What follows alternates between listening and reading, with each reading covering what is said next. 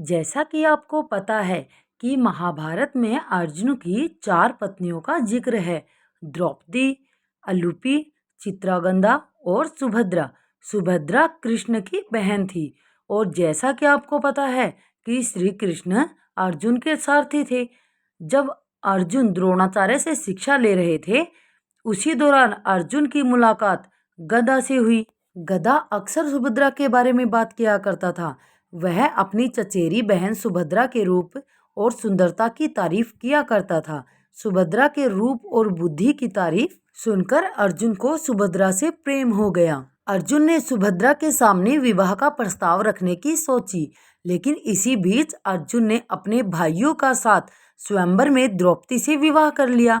युधिष्ठिर और द्रौपदी के साथ रहने के दौरान अर्जुन ने अपनी पत्नी की साझेदारी के नियम का उल्लंघन कर दिया, जिसके बाद 12 साल की लंबी तीर्थ यात्रा पर जाना पड़ा। इसी तीर्थ यात्रा के दौरान अर्जुन की मुलाकात नागा राजकुमारी आलूपी से हुई। नागा राजकुमारी ने अर्जुन को धमकी दी कि अगर वह उससे विवाह नहीं करते हैं तो वह कभी उसे अपने पास से जाने नहीं देगी। अर्जुन ने अपनी सहमति दे दी और उससे इरविन नाम की संतान हुई। इसके बाद अर्जुन मणिपुर की राजकुमारी चित्रगंधा के संपर्क में आए। मणिपुर के राजा ने अर्जुन से अपनी बेटी के विवाह के लिए स्वीकृति दे दी, लेकिन राजा की एक शर्त थी कि जो भी संतान पैदा होगी वह मणिपुर में ही रहेगी। अर्जुन की पत्नी और पुत्र ब्राबुवहाना दोनों मणिपुर में ही रहे, जबकि अर्जुन ने अपनी यात्रा जारी रखी। अर्जुन द्वारका पहुंचे, जहां श्री कृष्ण से मुलाकात होनी थी। अर्जुन को अपने वर्षों पुराने प्रेम सुभद्रा को भी ढूंढने की इच्छा थी। अर्जुन का यति के रूप धारण किया और द्वारिका पहुंच गए। हालांकि किसी ने अर्जुन को नहीं पहचाना, लेकिन श्री कृष्ण को एहसास हो गया था कि अर्जुन पहुंच गए हैं। वह अपने करीबी दोस्त से मिलने के लिए तुरंत निकल पड़े। अर्जुन एक बरगद के पेड़ के नीचे ध्यानमग्न बैठे थे।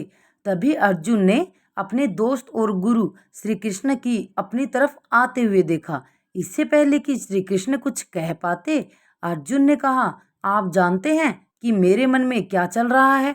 क्या आप मेरी उससे विवाह कराने में मदद नहीं करेंगे जिससे मैं प्यार करता हूँ?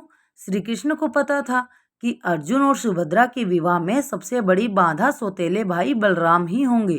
कौरवों के साथ अपनी दोस्ती को देखते हुए बलराम चाहते थे कि सुभद्रा का विवाह दुर्योधन के साथ हो। श्री कृष्ण ने अर्जुन से कहा, मैं तुम्हारी मुलाकात सुभद्रा से करवाता हूँ।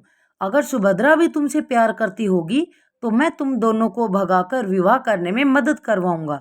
अर्जुन ने कहा कि क्या वह नीच कृत्य नहीं होगा? तो कृष्ण ने जवाब दिया कि अगर सुभद्रा अपनी रजामंदी देती है तो क्षत्रियों में अपनी दुल्हन का अपहरण करना स्वीकार्य है। योजना बनाई गई कि अर्जुन सन्यासी के रूप में ही रहेंगे और कृष्ण बलराम को उनसे मिलाने लाएंगे। बलराम ने अर्जुन को पहले नहीं पहचाना क्योंकि अर्जुन तो सन्यासी के रूप में थे। तो बलराम अर्जुन की तारीफ करने लगे और उनको घर चलने के लिए आग्रह करने लगे। लेकिन अर्जुन ने कहा कि मैं घर नहीं जा सकता क्योंकि मैंने प्रण ले रखा है, मैं किसी भी वन या फिर उपवन में रह सकता हूँ। तभी बलराम ने कहा कि आप मेरी बहन सुभद्रा के महल के पास जो उपवन है उसी में रह जाइए। और अर्जुन ने हाँ कर दी और अर्जुन उसी उपवन में एक पेड़ के नीचे रहने लगे। इधर सुभद्रा ने पांडवों के बारे में बहुत कहानियां सुन रखी थी और अर्जुन की धनुर्विद्या से तो वह बहुत ही ज्यादा प्रभावित थी। तभी उसको पता चला कि एक सन्यासी उसके उपवन में ठहरे हैं। तो सुभद्रा जल्दी से उनसे मिलने के लिए चली गई। सुभद्रा ने सबसे पहले पांडवों के साम्राज्य इंद्रप्रस्थ के बारे में पूछा। इसके बाद अर्जुन के बारे में सीधे पूछा। सुभद्रा ने साधु से कहा कि मैंने सुना है कि अर्जुन बहुत वीर और गुणवान है, क्या आप मुझे उनके बारे में और बताएंगे? अर्जुन अपनी तारीफ सुनकर थोड़ा शर्मा गए, लेकिन फिर उन्होंने सारे युद्धों और उनमें पांडवों की जीत के बारे में सुभद्रा को बताया। एक दिन सुभद्रा ने साधु से पूछा कि क्या आप मेरा मन पढ़ सकते हैं? क्या आप बता सकते हैं कि मुझे अर्जुन से प्यार हो गया है? क्या मुझे उनका प्यार मिल पाएगा? अर्जुन वर्षों से ये शब्द सुनना चाहते थे। अर्जुन ने तुरंत सन्यासी का भेष हटा दिया। इधर से श्री कृष्ण भी पहुंच गए, लेकिन कुछ ही क्षण बाद उन दोनों को याद आया कि वह सिर्फ भागकर ही शादी कर सकते हैं। तो श्री कृष्ण ने उन्हें बताया कि सुभद्रा हर रोज सुबह रुद्र मंदिर में दर्शन के लिए जाती है और मैं उन्हें अपना रथ दे दूंगा। तुम वहीं से उसे इंद्रप्रस्थ के लिए ले जाना।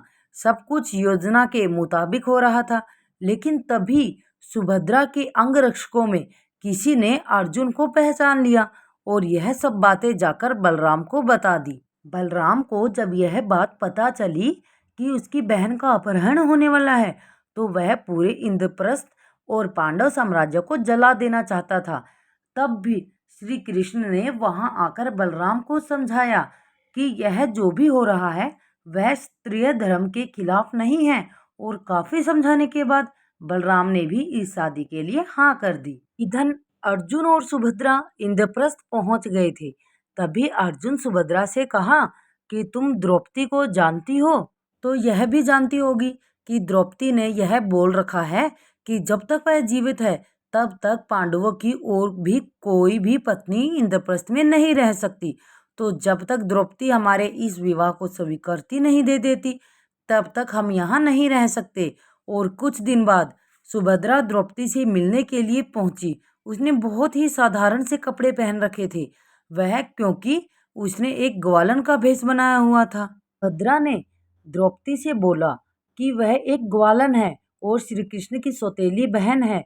सुभद्रा को पता था कि द्रौपदी के मन में श्री कृष्ण के लिए अपार श्रद्धा है, इसलिए द्रौपदी ने ग्वालन बनी सुभद्रा को अपने गले से लगा लिया और कुछ दिनों बाद ही वह अच्छे दोस्त भी बन गए। और मौका देखते ही सुभद्रा ने अर्जुन के प्रति अपने प्रेम को द्रौपदी के सामने जाहिर कर दिया। यह सुनकर द्रौपदी को धक्का लगा, लेकिन फिर उसको समझ आ गया कि अर्जुन की खुशी सुभद्रा के साथ रहने में ही है, इसलिए द्रौपदी ने उन्हें स्वीकार कर लिया और अपना आशीर्वाद दे दिया और इस तरह वह सब साथ साथ रहने लगे। तो दोस्तों, कैसा लगा ये महाभारत का एक छोटा सा पार्ट? अगर आपको ये कहानी बहुत अच्छी लगी हो तो लाइक शेयर एंड कमेंट ज़रूर करें और सब्सक्राइब जिन्होंने नहीं किया है वो सब्सक्राइब ज़रूर कर लें। धन्यवाद।